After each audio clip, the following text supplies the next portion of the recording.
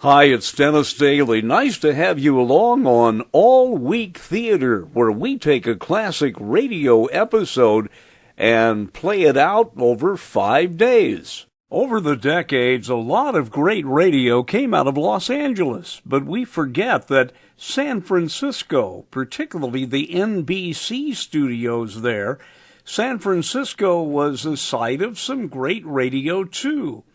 And the only really successful female detective on radio came out of San Francisco.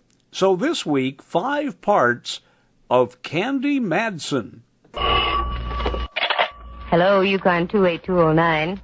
Yes, this is Candy Matson.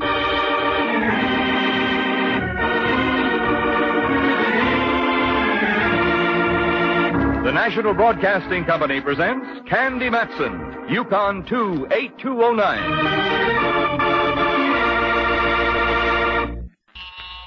Just a moment, I'll be right there. How do you do? You are Candy Matson, aren't you? Yes, that's right. And who are you? Willa Gray. Come in, won't you, Willa? Is something I can do for you? I don't quite know how to explain this, but it's my brother. Your brother? Maybe you've heard of him, Miss Matson. Gordon Gray? Why, sure, the songwriter? That's right. Who doesn't know him? He's written almost as many hit songs as Irving Berlin. What about him, Willa? Well, like many people I know, Gordon is a crime student for relaxation. He reads all the books, listens to all the radio programs, and naturally he's heard and read a great deal about you. Well, I'm flattered. When I suggested talking to you, he agreed immediately. Talking to me, Willa? What about? Well, it's his mental condition, Miss Matson. He's suddenly become extremely childish. All day long he sits at the piano playing nothing but uncoordinated notes. Are you sure they're uncoordinated, or is it some new style he's trying to develop? Miss Matson, you're familiar with Gordon's work. Songs like Lazy Old June, The Tenderness of You. What he's doing now is just musical gibberish. How well I remember Lazy Old June. I was just a kid in high school at the time. Oh. Are you living with your brother, Willa? No, I'm not. Just as well, too. I don't think I could take it. Why do you say that? These foolish notes he plays. He says he's working on a thing to be called Symphony of Death. That someone is going to kill him. What?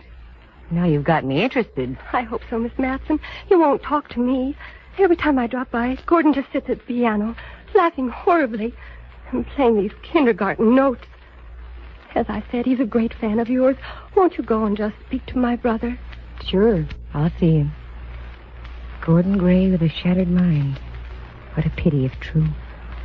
Think of all the jukeboxes that would have to settle for promissory notes.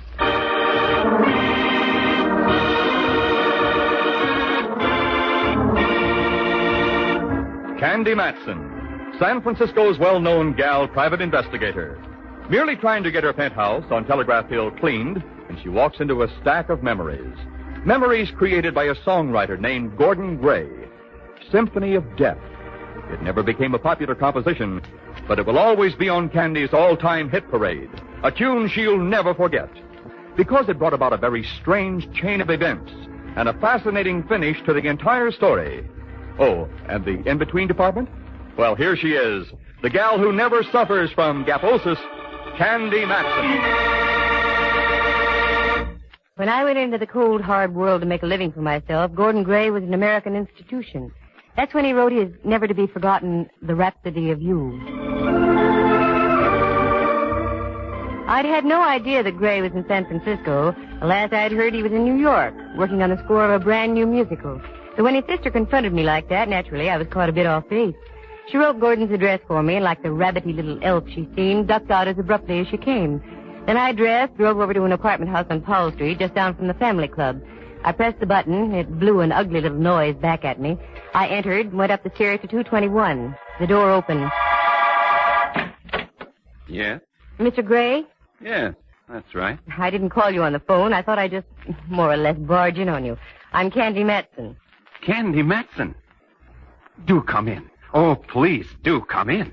Thank you.